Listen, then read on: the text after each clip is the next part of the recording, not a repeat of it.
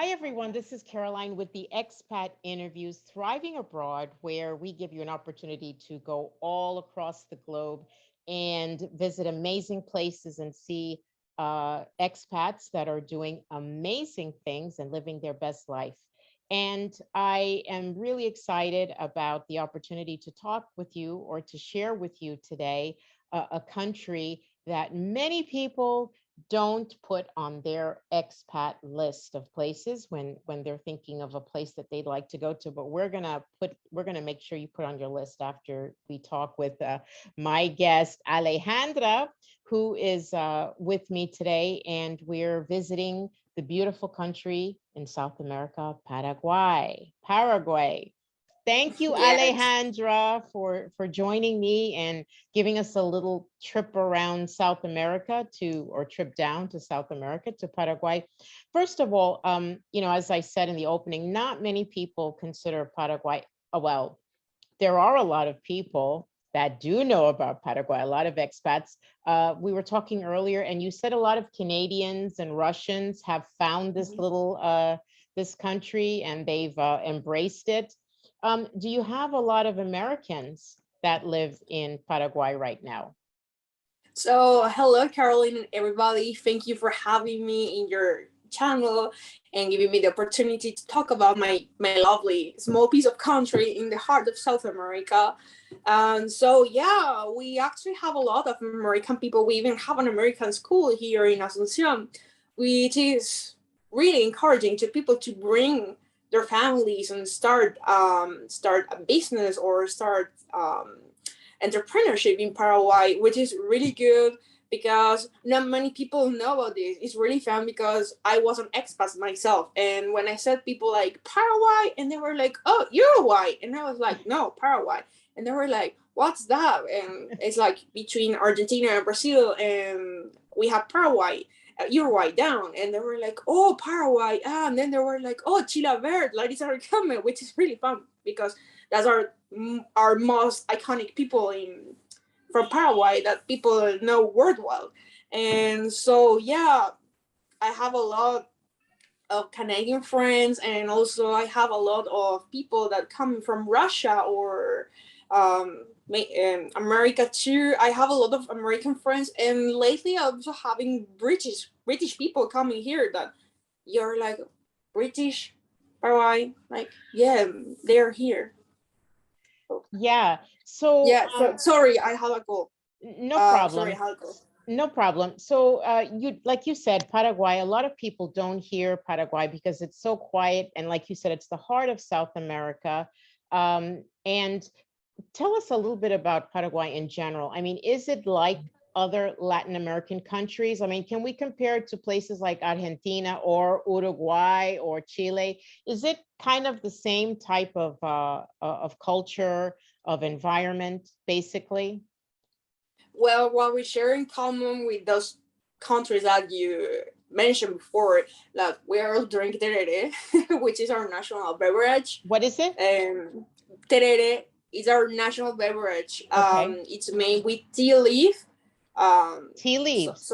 Yes, tea leaves. Yes, tea Okay. leaves that you have to put water in it. You could make with cold water is terere, and with warm water is mate, and we share that in common. But the economy is not the same in Argentina, in Uruguay, or in Chile, and also the weather. I lived in Chile for a year working in a winery, and I was an expat there. So I felt that the people were really welcoming, but not that warm welcoming that we have here in Paraguay or in Argentina, especially when you live in Buenos Aires, Yep. as I did. And also, I had a small passage for Mendoza.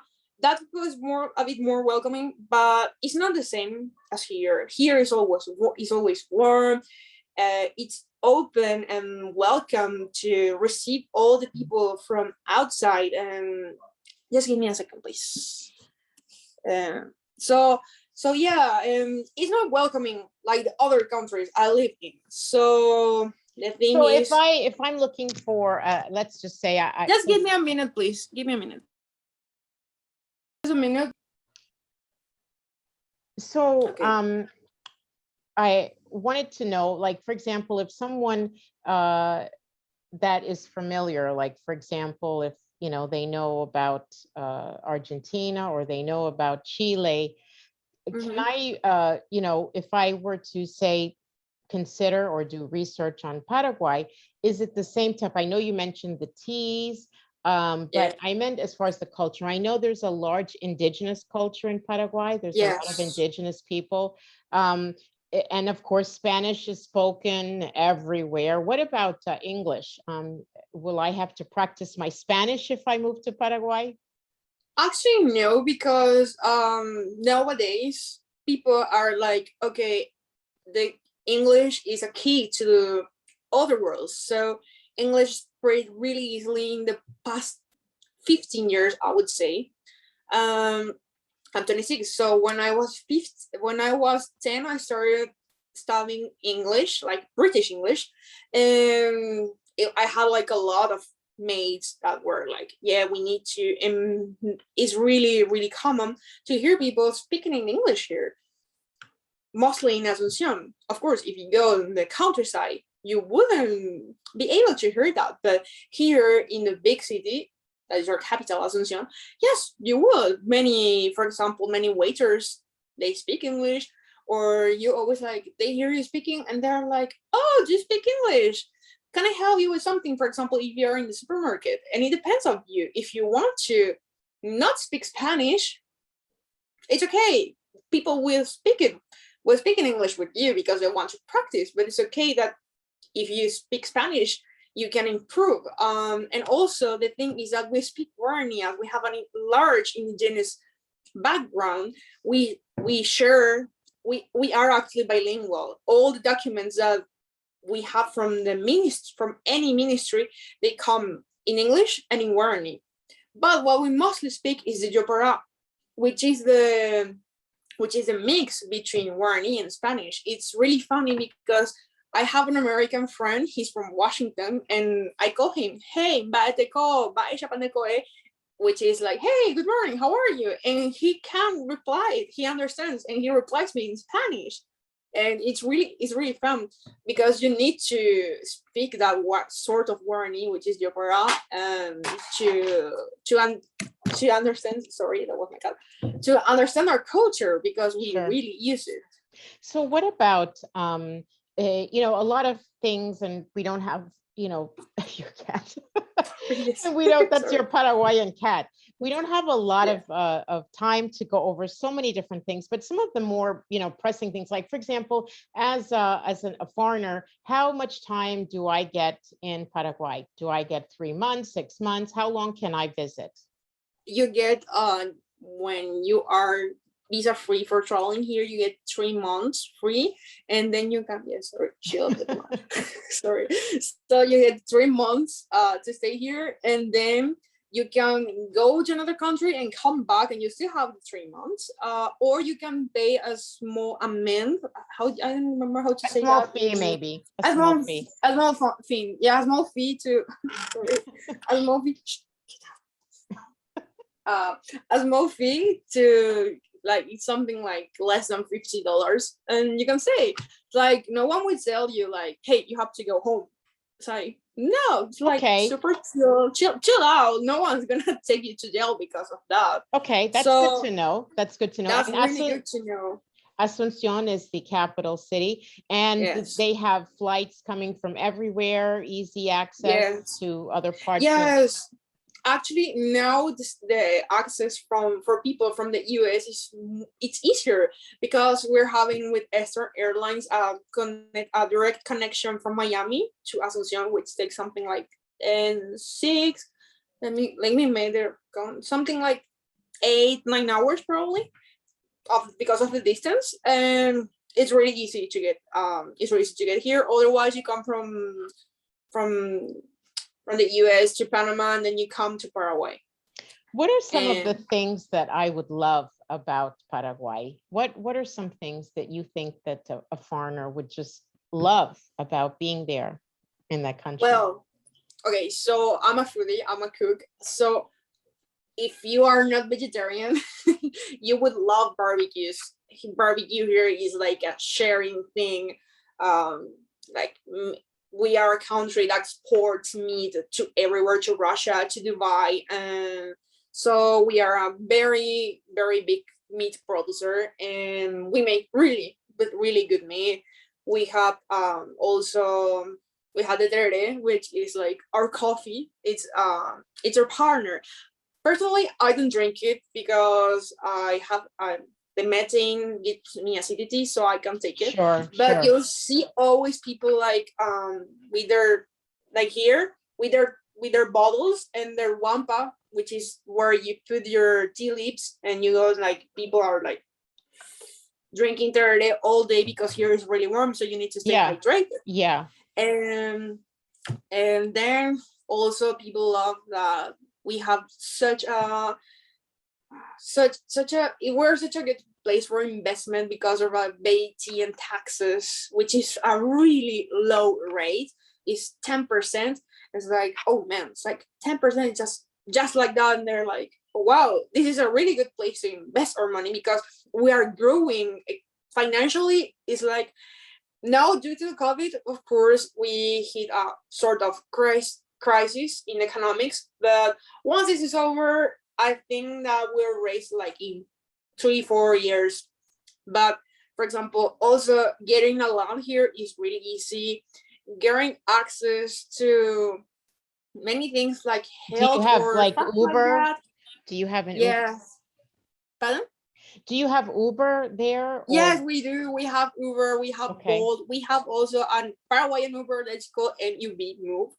Okay. And yes, we have a really easy access in Asunción. Everything is really close, and also, as I said, investment, food, and the weather. It's always sunny here. It's like I get why British or Canadian people love it here so much because of the weather. It's like always gray and dark and twisty, and here's like every day is it's sunlight. Yeah. What would you comes say? The sun. What would you say is a good investment? What are some businesses that would be easy to set up in Paraguay?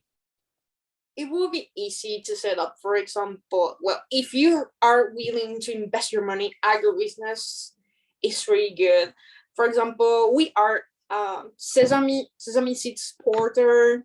Oh, wow. Our field, like our sound is really, it's we call it tierra colorada, which is red sand. Red sand is really rich, so we are good growing, for example, citrus, for example, oranges, oranges, tangerine, oh, sesame. Then we have some soils that are more acidic that are good for sesame, like seeds. And then we even have buffaloes now in the Chaco. That's a more unexplored thing. Soybeans, then also let me think about it.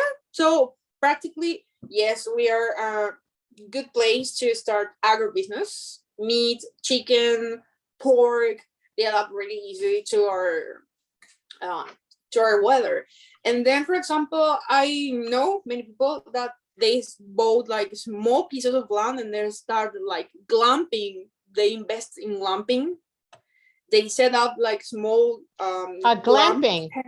Yes, glamping is big there. No kidding. Yes. Yeah. Yes, it's starting big. Yeah. And also people with horses that start like small cabins, and they're like, you go there, you have the horses, you can ride them. Or other people make it in the how do you say that, in this in real estate. Real estate's growing really fast too here. We have a lot of buildings in Asunción. They are almost the same price you can get in the US, but you don't have to pay a mortgage for maybe, I don't know, maybe. I know that the American system's like you get mortgages for 10-20 years. Like if you make a really good amount of money, for example, working outside or working in the state, getting your money here, it's more valuable. So you can buy your house, maybe, I don't know, maybe in $70K, and you can pay that maybe in 5-6 years if you make a good amount of money. which is really easy. That's what encourages people to come here, because you can buy in Asunción, or you can buy it outside in the wild, in the countryside, and people are happy with that, because people come to seek nature.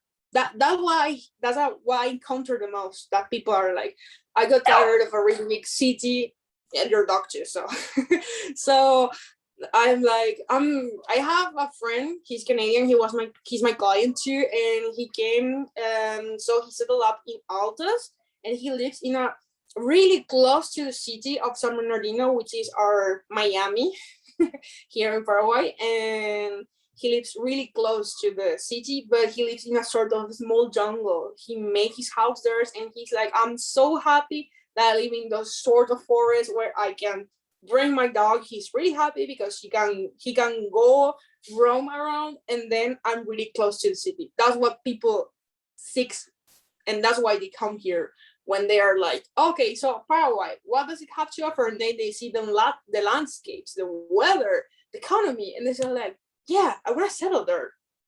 And even myself, when I lived in Chile, I was so happy, but I wasn't happy anymore. I moved to Mendoza, and then I said, you know what? I like my country. I really like it. I was like, okay, so I have everything here, and I have to go outside to realize that my country is amazing. And I look forward, and I say I was very happy, but I'm so happy where I am now, because I grew up financially, and stop. Hey. And so I'm really happy where I'm now, and because I'm helping people with the awful experience that I had when I was living in Chile, when I have to do all my paperwork on my own, waking up early, and so here. Yeah, that's what I wanted to jump in. Now, that's what you do. Now, you do help. You have like a relocation service, and you help expats or foreigners that want to come and set up shop in Paraguay. So you help them do that. Yes, I run a consulting with an attorney. It's called GNA Consulting Business. So this started when I was in Chile. My experience was really, really awful. So in Chile, the situation is, as they have so many refugees, they set a law in April 2018 where no one could enter to live in the country without a visa. So I had the job offer, and I said, yeah, I want to go. Then they told me like, no, you come here and you prepare everything. And I was like, no, you can't anymore. So I went to consulate. I did everything myself, my paperwork, like my medical paperwork, and then my background, and blah, blah, blah, blah. All the stuff you need to move across the country. I did it myself. I was 22 years old back then. But it was easy because you speak Spanish, so it's it was easy because I speak Spanish. But sometimes I was like overwhelmed because I had to do everything myself. I had to wake up early to go to the consulate, to do this, to do that, to make the apostille de la Haya and stuff like that. Right. So so I had my visa. I took my flight. I went, and no one told me that I have an expiring date to stamp my visa and to be able to get my ID near of the place where I was living, because I was living 300 miles away from Santiago. And I had to wake up at 5 in the morning to go to the PDA, that is the Police Department Investigation. It's like the FBI, and where they get all these things. And I was like, I wish someone had told me before what I should have done, because I had no idea. It's a lot of work. Any Yeah, country, not just there, any Latin American country that people want to go to, it's a lot of paperwork, I can tell you. And if it's not a lot of paperwork, it's kind of complicated. Like, for example, here in Mexico, if you can't scratch anything on your forms, you can't, cross through it, you can't white it out. It has to be just perfect, or you have to do it all over again. So I am really happy that you are available available to folks. We're going to put your information here at the bottom of the video Yes. in Thank case you. someone wants to reach out to you and get more information about Paraguay. Is Yes. there anything, before we end, that you would like to say about your country and why I should consider Paraguay for my future destination? What can you say? So yeah, so Paraguay is a really nice, welcoming country. I encourage the people to look out. I know I have to say, I have to do mea culpa sometimes. Yeah, we are sort of corrupted, would say, like some of corrupt. Well, our politics are a bit corrupted, but still, so people is really good and is willing to help you here. It's like this is something that is rooted from the people from the countryside. Like if they don't have any, they always make you sit at their table and share with you what you're having, what they are having. So we are a really welcoming country. We try to get very well with our friends from foreign, because we are a country, a nation that is made from the mixing of races, like Spanish and Guarani. We are mestizos, we are mixed race, but still, so we have a lot of Germans in the Chaco, and then we have Japanese people, Korean people, Arabic people. We're a country that loves welcoming foreigners, and we adapt we take their cultures and they adapt to ours, and it's a really lovely symbiosis, and that is here in Paraguay. We have a lot of each. We have a small piece of each culture in our DNA, which is my case, for example. And I encourage people to make here to open their business, because they could run really smoothly. Because as I said before, the tax, the VAT, the system is really easy. It's 2 + 2 is 4. So that's it. And we are here. We have open arms to welcome any foreigner that wants to come to our country, and I'm happy to help them to set up here, because Great. that's what I do and what I love to do. Great. I am so excited that we have you in the heart of South America to reach out and let others know about this country, this amazing country that more and more people need to know more about. So again, we'll have your information below. Thank you so much, Alejandra, for Thank you, spending some Caroline, for time. having me. And we hope I'm to sorry see for my you. cat. No, Sorry for my that cat. was just part of your set. That it was okay. Yeah. Thank you so much. Thank you. Thank Bye-bye. you for having me.